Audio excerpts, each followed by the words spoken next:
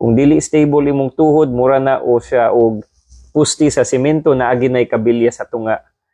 If ang pusti sa semento walay kabilyas tunga matumpag na siya, it will collapse, and that means that even if you're doing simple exercise, you are still risking po mga injuries.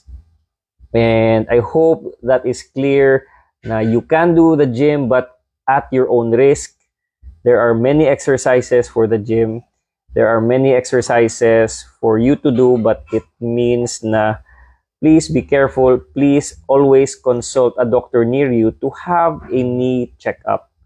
If walay kwarta para sa pag-reconstruction, ask about government hospitals or private hospitals po that have a charity surgery option.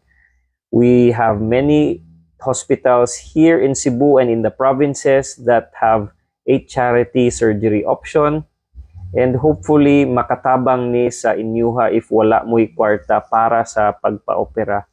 Dili kinahanglan na always mag-suffer, no? Labi na kung ganahan gid mo mubalik sa inyong sports. Kay daghan kaig mga pasyente na ma-depress, labi na kay di na sila kaduwa og basketball or sa ilang mga sports.